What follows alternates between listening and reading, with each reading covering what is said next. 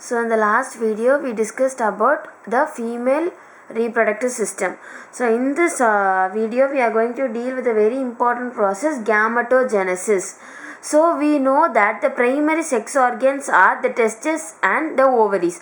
So the testes are located in males and the female contains ovaries. So these two sex organs, that is testes and ovaries, produce gametes like sperms and ovum. That is, the primary sex organ testes in males produce sperms, whereas the ovaries produce ovum. So this formation or this production of this gametes are produced by the process called as gametogenesis. So these are produced by the process is called gametogenesis. So when we take in testes, the immature male germ cells, that is immature male germ cells are nothing but we call them as spermatogonia. So the male germ cells are called as spermatogonia. So these immature male germ cells produce sperm by the process of spermatogenesis. So this begins at the stage of puberty.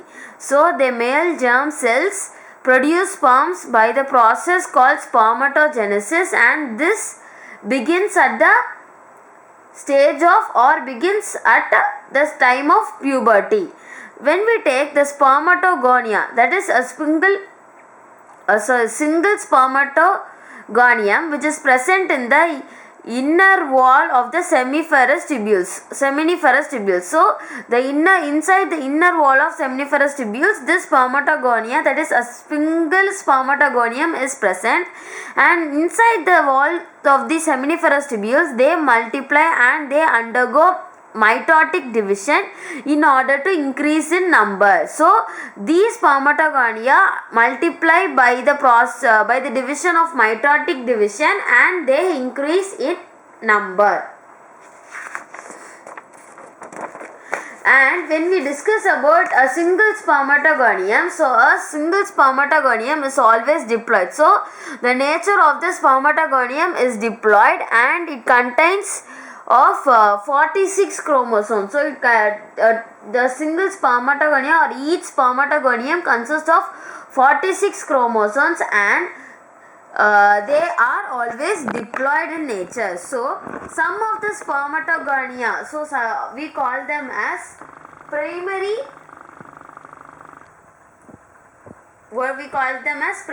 spermatocytes. So some of the spermatogonia are called as primary spermatocytes. So these primary spermatocytes periodically undergo the process of meiosis. So when this primary spermatocytes complete the mitotic division, that is the first reduction division, it leads to the formation of the secondary spermatocytes. So in the secondary spermatocytes, that is, there will be two equal haploid cells. So the secondary spermatocytes are 2 in number and they are 2 equal haploid cells. So these two, each haploid cell will have 23 chromosomes. So a single haploid cell will have 23 chromosomes. When this secondary spermatocyte undergoes the second meiotic division, so when a second meiotic division undergoes, it forms the 4 equal haploid cells which we call them as spermatids. So in the first mitotic division, that is in the first reduction division, secondary spermatocytes are formed, that is 2 equal haploid cells are formed, and each haploid cell will have about 23 chromosomes.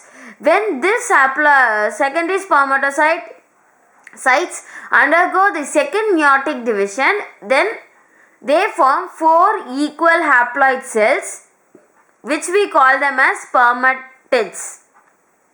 Then these spermatids are transformed into spermatozoa, that is sperms, by the process of spermiogenesis. So these spermatids are transformed into sperms, that is spermatozoa, by the process called as the process is named as spermiogenesis.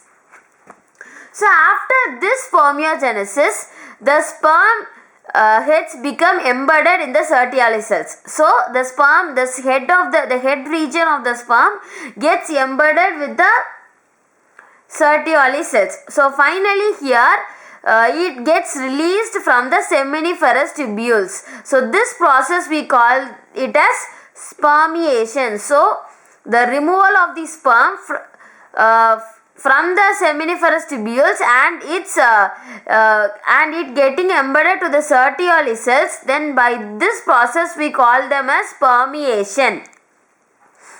So here the spermatogenesis starts at the age of puberty, that is due to the release of the GnH. So GnH is nothing but gonadotrophin releasing hormone. So due to the significant increase in the secretion of this hormone, that this spermatogenesis starts at the age of puberty. So this is a hypothalamic hormone. It acts at the anterior pituitary gland, and this we have already discussed in the earlier lesson that the gonadotropin releasing hormone stimulates the secretion of two hormones, that is LH and FS, because we call them as gonads, because their target organs are gonads, and we call them as gonadotropin releasing hormone, that is the luteinizing hormone and the follicle stimulating hormone, the LH and the FSH. So when we see about the luteinizing hormone, this luteinizing hormone acts at the Leydig cells. So this luteinizing hormone LH acts at the Leydig cells, and this stimulates the secretion and synthesis of the androgens. So this androgens in turn stimulates the process of spermatogenesis. So this process of spermatogenesis is also stimulated by the androgens, which was stimulated by the LH, that is the luteinizing hormone secreted by the GnRH, that is the gonadotropin releasing hormone. So the next is follicle stimulating hormone. So here this acts on the Sertoli cells. So the Leydig cells, the luteinizing hormones acts on the Leydig cells, and the follicle stimulating hormone acts on the Sertoli cells. So this stimulates the secretion of some factors which helps in the process of spermiogenesis. It does not completely involves in the stimulation of the process of spermiogenesis, but it stimulates the secretion of some factors which may be helpful, which are in some factors which are responsible for the process of spermiogenesis. So here this stimulates the process of spermatogenesis LH, whereas FSH acts on the Sertoli cells and stimulates the process of spermiogenesis. So now we are going to discuss about the structure of a sperm. So how a sperm will be. So here this is the diagrammatic representation of the structure of a sperm. So here this is the plasma membrane acrosome, that is the head region. This is the head region. It is the neck. It is the middle, this is the region of the middle piece, and this entire portion, the remaining portion is the tail. So this structure of, when we discuss about the structure of an endosperm, we already know that this sperm is a microscopic structure. So this microscopic structure is composed of head, neck, middle piece and tail.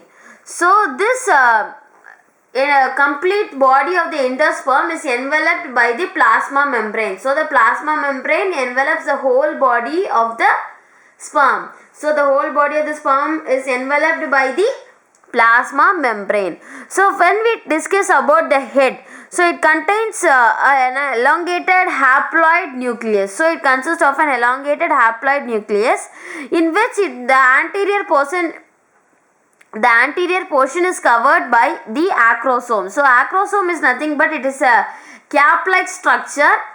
This is filled with enzymes. So the enzymes which are filled in the acrosome helps in the fertilization of the ovum. So the fertilization of the inside the structure of a sperm, there are certain enzymes which helps in which stimulates the fertilization of the ovum. So this is the head region of the sperm. So there is a nucleus containing chromosomal material. So here is an acrosome. So the plasma membrane is covered out. The head is the whole body is covered by the plasma membrane. So it consists of an acrosome, which is a cap-like structure, and here then these acrosomes are filled with enzymes that helps in the fertilization of the ovum. So now it is middle piece. So this middle piece possesses the mitochondria. That is, this mitochondria, we know that it is a powerhouse of the cell. So here, as in the cells we see, here also it is a mitochondria which provides numerous energy for the movement of the tail. So for the movement of the tail, it is an energy source for swimming. So it is for the sperm to move, it provides the energy for the sperm to move from one place to another. So the sperm's motility is maintained by the middle piece, which consists of mitochondria, which possess this mitochondria. So this this movement of sperm. So why we need this movement of sperm? So this movement of sperm facilitates the process of is very essential for the process of fertilization. So for the process of fertilization, the movement or the motility of the sperm is necessary. So this is the middle piece of the sperm. It consists of mitochondria, which is a source of swimming. So when we discuss about this, a normal human male ejaculates about, we know that sperm is a female male gamete which is present in male. So here in male, a normal human male ejaculates of about 200 to 300 million sperms. So during a single coitus, 200 to 300 million sperms are given out. So when we for a normal fertility, so for a normal fertility, at least 60% of the ejaculated sperm should be of normal shape and size, and about 40% should show the vigorous mortality. So this for a normal fertility, this is very much, that is 60% should show normal shape and size, and 40% of sperm should show vigorous mortality. So the sperms which are released from the seminiferous tubules are transported by the accessory ducts. So the transportation of the sperms are helped by the ducts, that is accessory ducts. So here the secretions of the epididymis, vas deferens, seminal vesicles and prostate. So we have already discussed what all are these. If you are new to these terms, you can go through the previous video in my channel so that you can get that. So this the secretions which are done by the epididymis, vas deferens, seminal vesicles and prostate. So in this these are essential for the maturation and motility of sperms. So for the maturation and motility of sperms, the secretions of epididymis, vas deferens, vesicles and prostate are very important. So where this seminal when we mark this seminal plasma and the sperms. So the seminal plasma and sperms, we know the seminal plasma is rich in fructose, as we have discussed earlier, it is rich in fructose and certain other fatty enzymes. So the seminal plasma along with sperms constitutes the semen. So the functions of the male accessory ducts and the glands are actually maintained by a testicular hormone called androgen. So the functions of the male accessory ducts and the glands are maintained by the male, that is a testicular hormone androgen. Then the formation of the mature female gamete. So we learned about male, now it is the formation of the mature female gamete. So this process of formation of mature female gamete, we call it as oogenesis. So the process which is called as oogenesis, it is markedly different from the spermatogenesis. So this oogenesis is different from the spermatogenesis. So this process of formation, that is the oogenesis, is initiated during the stage of development, that is the embryonic stage of development, when the embryo gets developed. So during this stage, this process of oogenesis is initiated. So where oogonia, that is nothing but gamete mother cells. So when a couple of million gamete mother cells, that the oogonia, which is formed within the fetal ovary, inside each fetal ovary, these are formed during the embryonic development stage. So this male, that is this gamete mother cells, not male, this gamete mother cells actually are not formed or added after birth. So after birth, this process of formation or adding of the gamete mother cells are not done, or it does not takes place.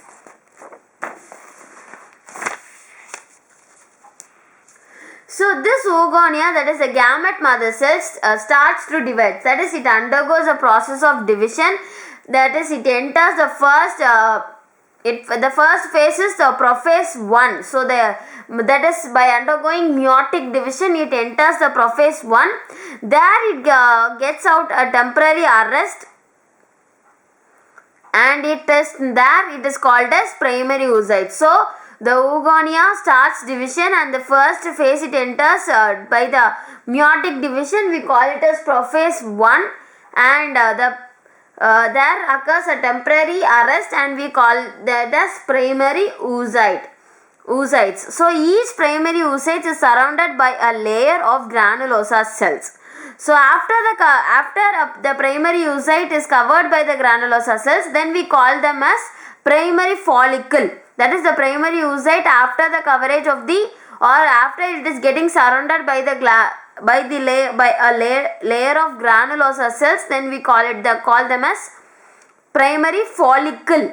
So this primary follicles, many of the primary follicles from the phase of birth to puberty, they get degenerate, but only 60,000 to 80,000 will be left on the follicles. So when the primary follicle is added with some other layers of granulosa cells and a new theca, when it is added, such kind of layers are added, then we call it as secondary follicle. So this secondary follicle soon transforms into the tertiary follicle. That is, this transformation from secondary follicle is sooner into the transformation of tertiary follicle. So this is characterized by a fluid filled cavity called antrum. So this transformation of secondary follicle to tertiary follicle is characterized by a fluid filled cavity called antrum. So the theca layer is so we have already list that in the secondary follicle a new theca is in the primary follicle, a new theca is added, and that theca gives, then we call it as secondary follicle. So here the theca layer is organized into an inner theca interna and an outer theca externa. So for now it is going to be very important for us, because in this stage the primary oocyte within the tertiary follicle grows in size and it completes the first mitotic division. So within the tertiary follicle itself, the primary oocyte grows and completes the first division, that is the first mitotic division. So here this mitotic division is in an uneven division, and it results in the formation of two different things. The first one is large haploid secondary oocyte and a tiny first polar body. So these two things are created by resulted in the results in the form are formed out as a result of the first mitotic division, that is an unequal division. So here this secondary oocyte retains a bulk of nutrient rich cytoplasm, that is which belongs to the primary oocyte. So it retains the bulk of nutrient-rich cytoplasm, which is of the primary oocyte.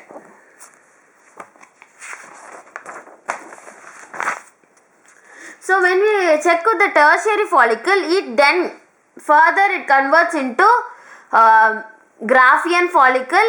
That is, Graafian follicle is also called as mature follicle, and the secondary oocyte forms a new membrane which is called as zona pellucida, which is surrounding it actually.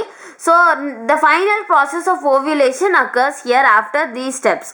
So the ovulation is nothing but the Graafian follicle ruptures to release the secondary oocyte. So the secondary oocyte is released by the rupture of the Graafian follicle. That is, the secondary oocyte is from the ovary, the secondary oocyte is called as ovum. So in the next video we will deal with the menstrual cycle and the detailed explanation of menstrual cycle. Stay tuned to my videos. Thank you.